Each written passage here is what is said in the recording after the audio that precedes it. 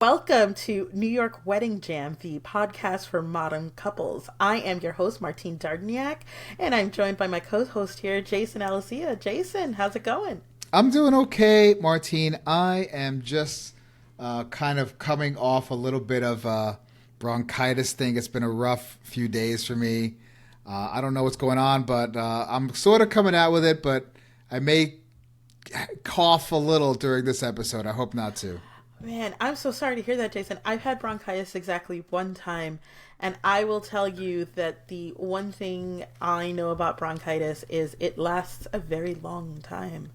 And so, unfortunately, I think I was sick for like 2 months. The cough just kind of lingered for a while. So I hope you have a better time of it than I did, for sure. I have never had bronchitis either in my whole life. So It's there's this old clip. If I find it, I'll send it to you. With this lady who talks about how she caught bronchitis, and the end of it is like, ain't nobody got time for that. And I after I had bronchitis, I definitely understood her perspective a whole lot more, because it feels like an excessive waste of time. that was Sweet Brown, and that was her name. And I'm a huge fan of like internet news stories like that. So I'm very familiar with that story. Yeah. But I mean, it makes more sense now, right? You're like, nobody has time for this. Like, it's a time suck, unfortunately. But I hope you start feeling a whole lot better and back to normal soon. Thank you so much, especially as wedding season is really kind of coming upon us now. Yeah. And, today's episode is about spending money and where to allocate it. And I'm hoping people allocate their money with me and with you. But different people have different preferences about where they're going to put the lion's share of their money. What do you know about that? Absolutely. And I think one thing that I appreciate so much about weddings is it's your day and you can do with it what you will, right? So there's so much room for preference. No two weddings will ever be exactly the same, because there's that human aspect to it, and the preference of where do you want to spend your money, what do you want to do with this event, how do you want to celebrate your union, right? So I think some things that I've seen, and we can kind of talk about this from different ways, like, so from vendors that you're hiring, like, do you want to hire a wedding planner, right, to help you through this process? Is that important to you? And there are obviously reasons that it would be important to people, but again, it's not for everybody. Do you want to hire a videographer like Jason? And do you want people coming along so that we have a semblance of we can review this day? I've had couples tell me that photography is not important to them.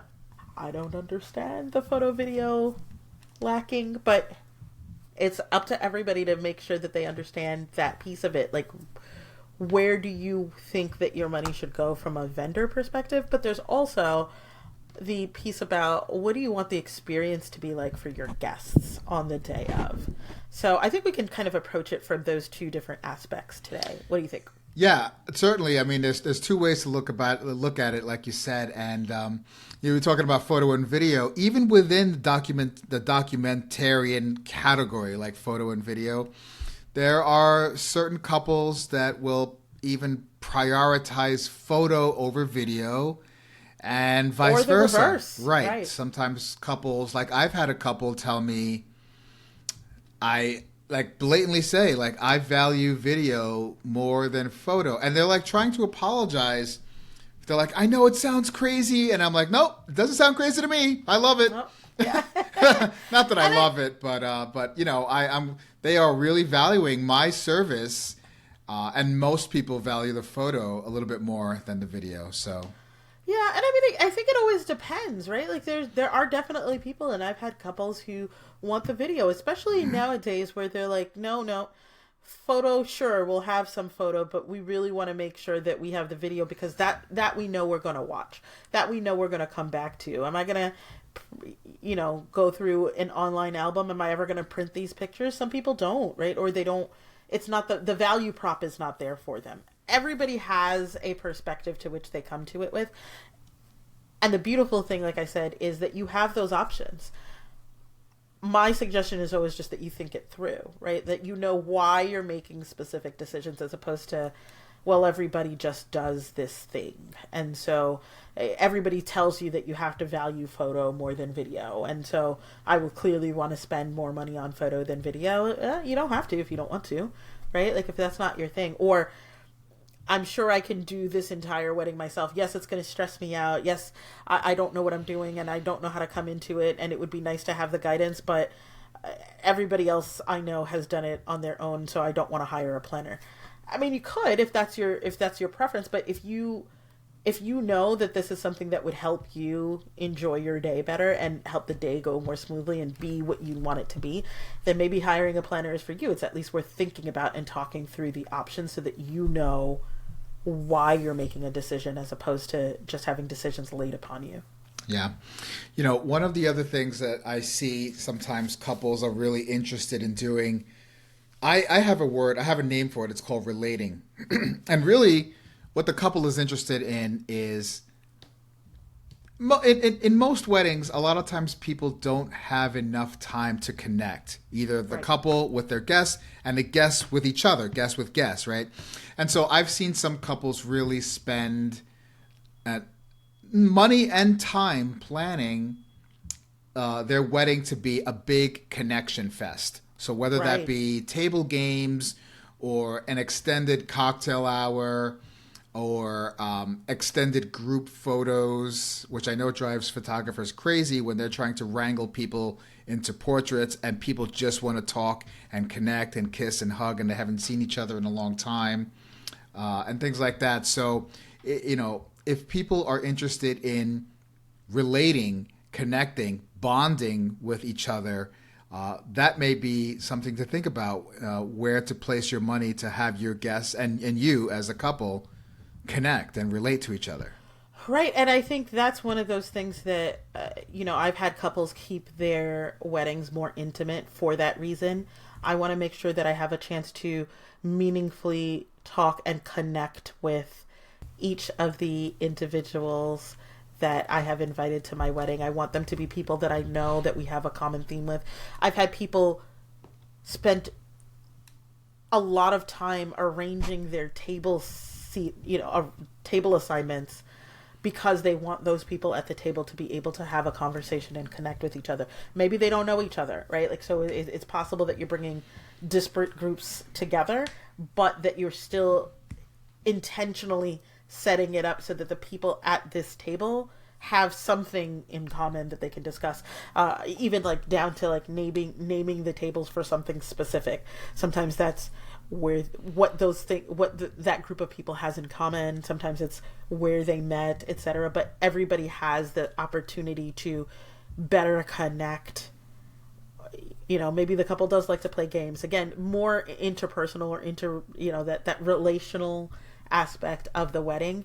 That takes a lot of time and a lot of thought to make sure that goes down the right way and can be done in a way that everybody will appreciate it. But I will tell you, this wasn't a wedding I planned. It was one of the most fun weddings that I've ever been to, though, is they obviously spent a lot of time ensuring that people were at tables that they had intentionally set up a group of people that they knew were going to get along, even if we'd never met. And I didn't know half the people at the table and had a blast. And typically it was the kind of thing where it was like a family wedding, right? So when I say family wedding, like a family friend, and they had brought us in.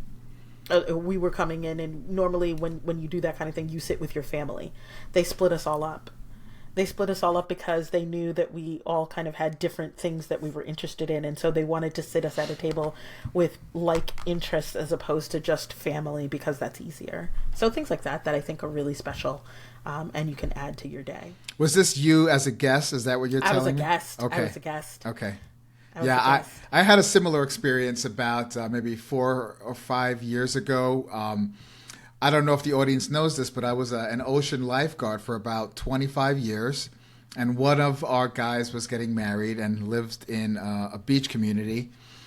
And P.S., I'm at this table, and the table is themed, right? You said each table has a different theme. So in the middle, the centerpiece was a lifeguard chair, a bunch of other beach items, beach-related items. And there were some people that I worked with from the past, but there were other lifeguards from different beaches all at the lifeguard table.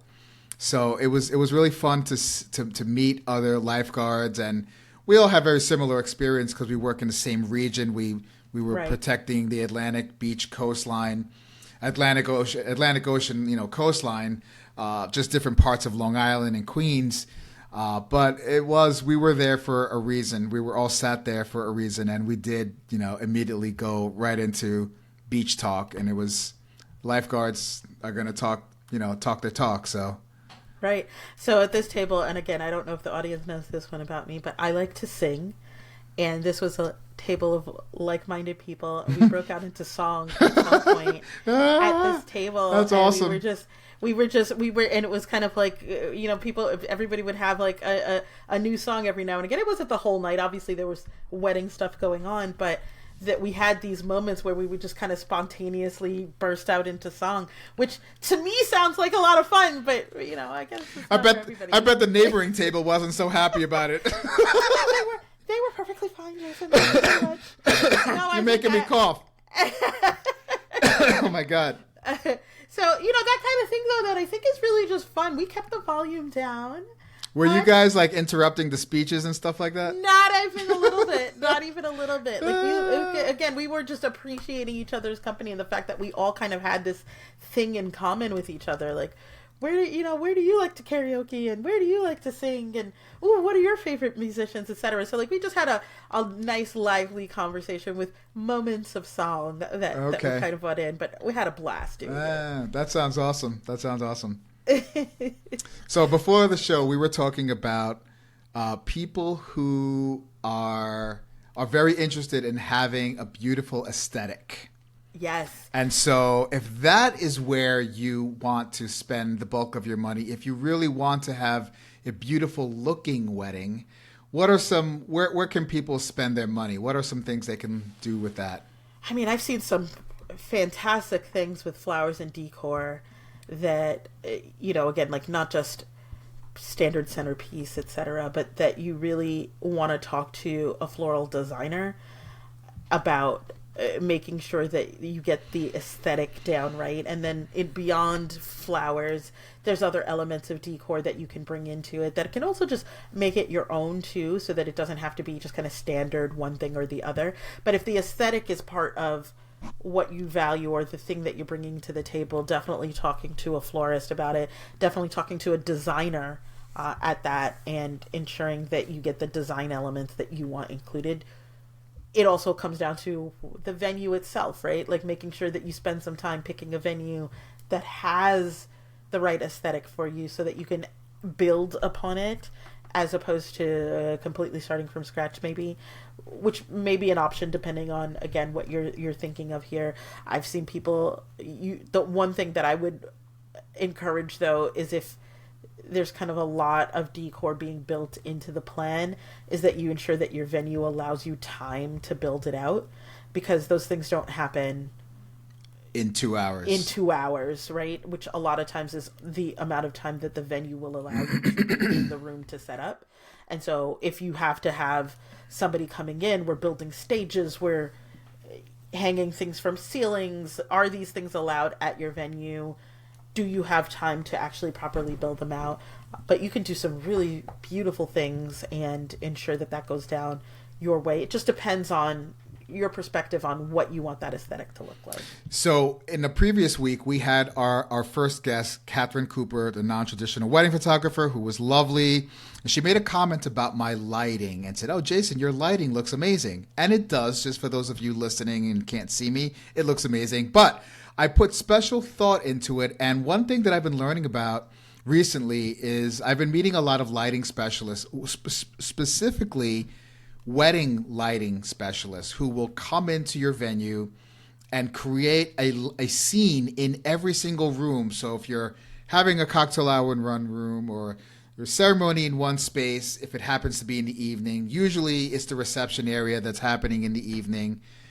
There are lighting specialists that are skilled at creating beautiful lighting scenes. I don't know what else to call them, but that will illuminate, and add to the decor. Make your flowers look even more amazing. Make your centerpieces look even more amazing. Highlight different areas where you want people to visit, like the photo booth or the band or the sweetheart table. There's just so much that can happen. Or pin spot lighting on your centerpieces, or dance floor lighting that you might be adding beyond the just a simple uplighting. Like, uplighting is nice. I'm not, again, I'm not diminishing that, but again, that you've got specialists that are designed to make the lighting look beautiful. And Jason, your lighting is fantastic. I am always quite jealous. Well, thank you, Martine.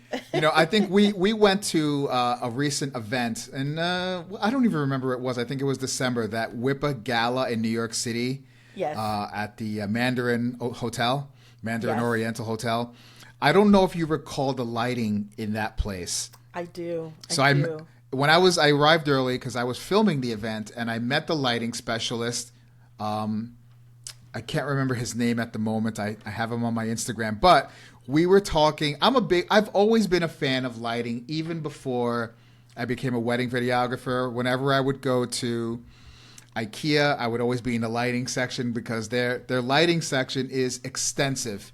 So I've always been obsessed with creating lighting scenes and warm lighting and mood lighting in my own apartment.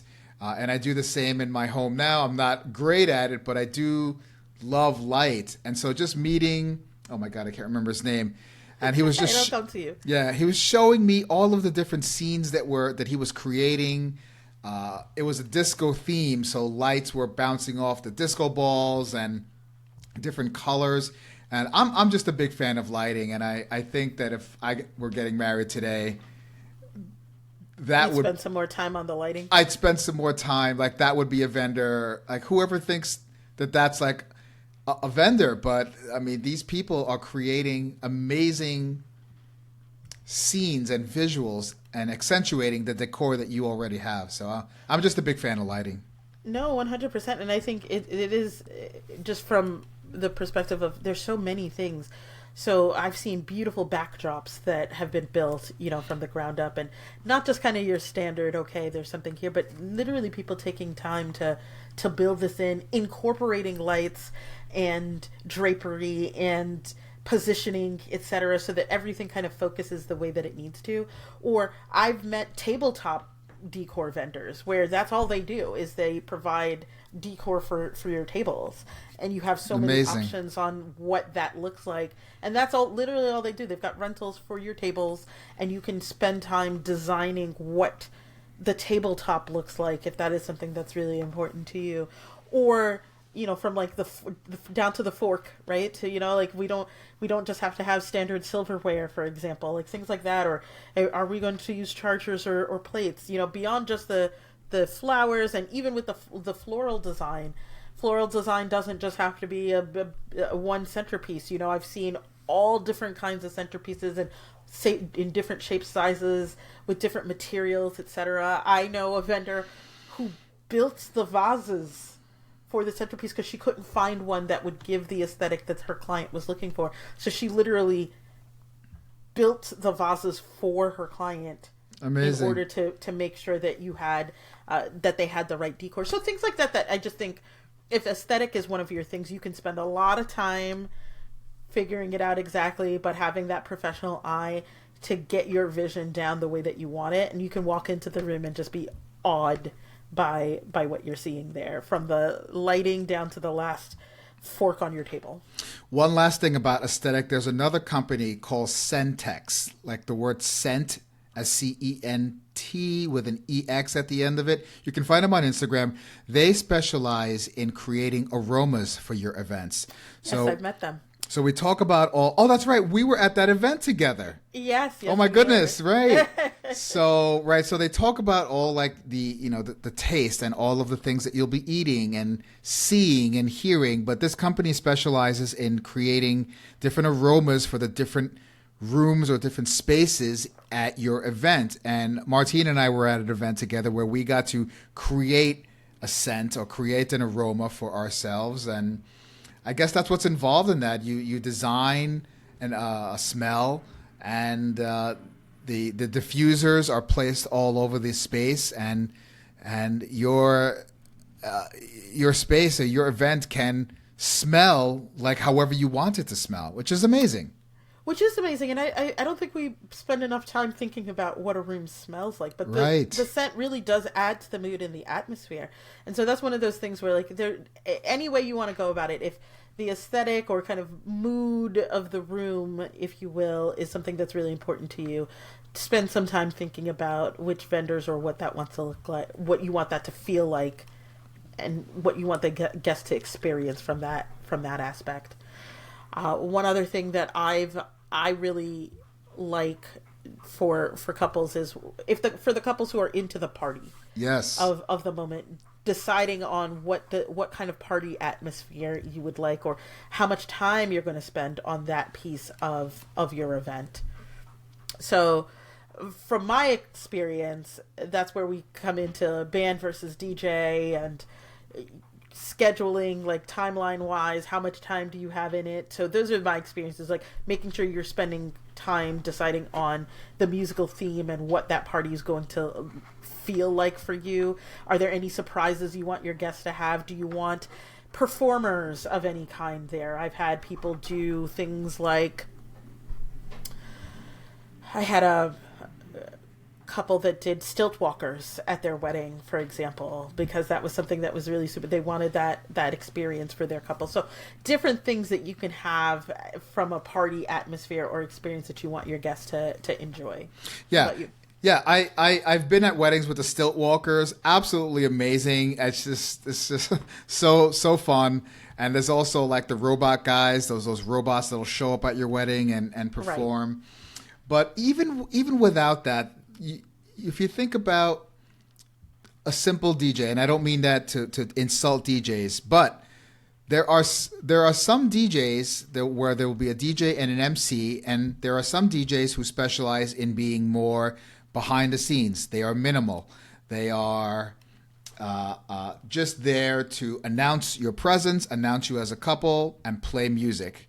And then there are other DJs who are and MC teams that are showmen or show people and are really into revving up your crowd.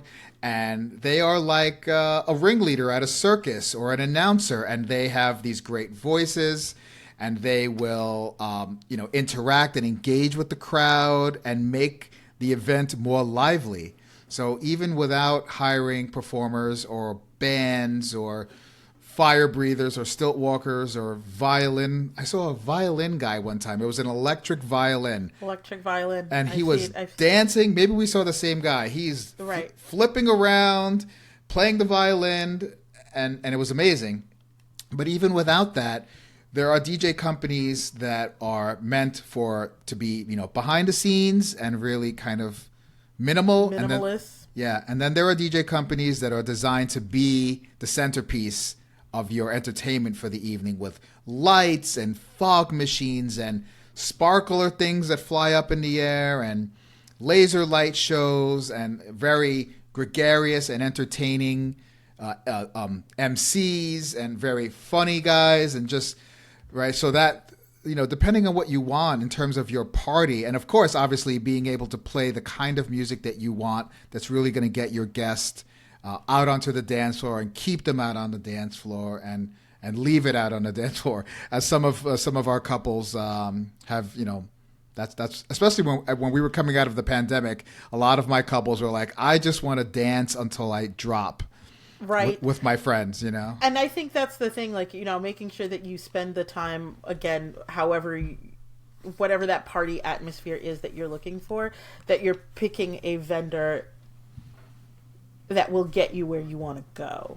Right. So with the DJs, what I always tell couples, and I mean, I'm sure the DJs can do this discussion better than I can, right? But good DJs are reading the room and reading the floor and designed to get people out onto the dance floor with the musical selections.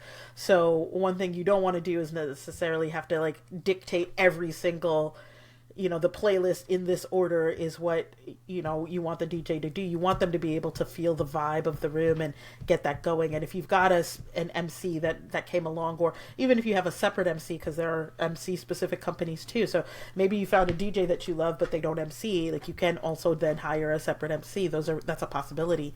And making sure like that's the person who's going to be out on the floor hyping up your guests and making sure that we're getting that party atmosphere that you want. So there's so many options. It's just really more about thinking through who are you as a couple? How do you want the day to go? What do you want your guests to experience? Down to things we didn't even talk about from a food experience, right? I've had people do like, special food stations or special dessert stations, ice cream bars, and there's food trucks. Yeah. And, depending on, there are multicultural couples who only wanted a food truck because they wanted to have food from various backgrounds. And so they didn't want to do just one caterer, right? And so things like that are so important in terms of trying to decide, what does this day feel like ultimately? There's tons of ways to spend your money, I guess is the point, Jason. I'm getting excited. I want to get married again and like hire a lighting specialist and some taco trucks to come to my wedding.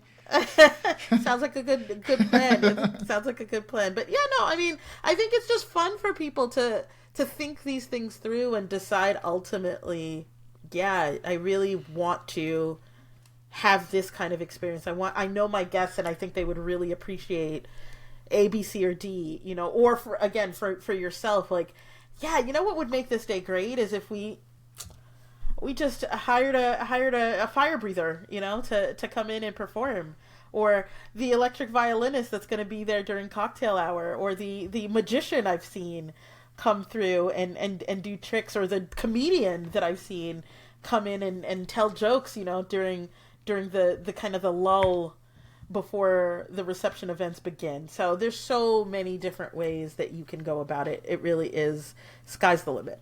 That's awesome. Yeah. Well, this has been a great episode. I'm surprised how excited I got about talking about all these different experiences, and maybe I want to become a planner, Martine. I think you can have a lot of fun with it. We can work together. Yeah. I will definitely happily bring you into it. And then you can make sure we get great video and lighting while we're at it. Anyway, let's start to wrap up. It's been a great episode, Martine, as always. And I guess I'll see you in our next episode. We'll chat soon. Okay, bye.